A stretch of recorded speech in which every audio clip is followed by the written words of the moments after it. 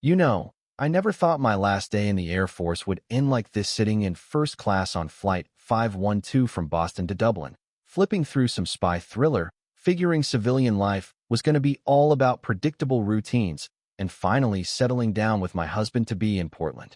I just wrapped 12 years flying F-16s, dodging combat zones, making those split-second calls that kept my squadron alive. And yeah, I was ready for something calmer, like piloting cargo hauls or whatever. But man, 37,000 feet over the Atlantic, that engine hum shifted just a hair. Nothing most folks would notice, but my gut twisted like it did back in training sims gone wrong.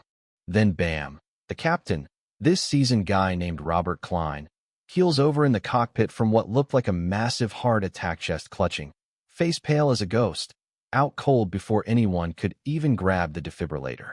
The first officer, Alex Kim, this young hotshot with maybe a couple thousand hours under his belt, but barely any on transoceanic runs. He's up there panicking, radioing for help. But we're in the middle of nowhere, hours from land, with 300 souls on board, trusting the plane wouldn't turn into a diving coffin. The flight attendant, Jenny, spots me from boarding chit-chat, knew I was ex-military, and whispers urgently, "Ma'am, you're a pilot, right? We need you now." Her eyes wide, voice cracking just enough to show the fear she was hiding from passengers. I strap into the co-pilot seat, heart pounding like my first carrier landing in a storm, and Alex turns to me, sweat beading.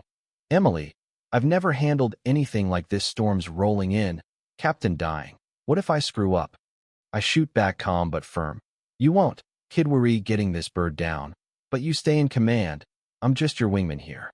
We declare emergency. Divert to Goose Bay in Labrador. It's built for this crap. Long runways. Emergency crews on standby, but weather's turning nasty. Thunderstorms popping like enemy flak. Winds gusting 40 knots. Visibility dropping fast. Dr. Laura Benson, this passenger doc from Chicago. She's back there shocking Klein's heart. Yelling. "He's flatlining again. Every minute counts. Get us down." And I'm guiding Alex through it. "Ease the yoke. Feel the plane. Don't fight the gusts. Trust your instruments. We've got this."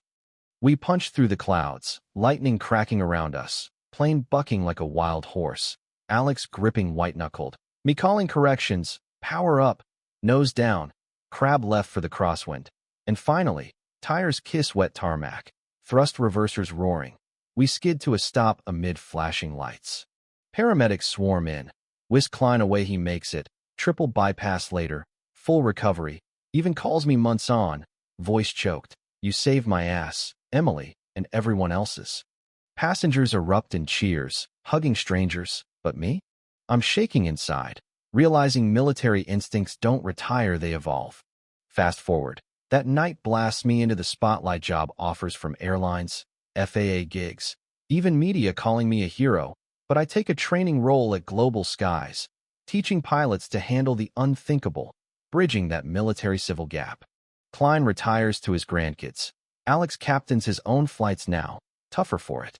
But here's the thing that still bugs me. Is it right for an uncertified ex-fighter jock to jump in, bending rules in a crisis? Could have gone south. Regulators grilled us hard. What do you think rules first, or lives? Drop a comment. Share your take on bending protocol for the greater good, or your own close calls.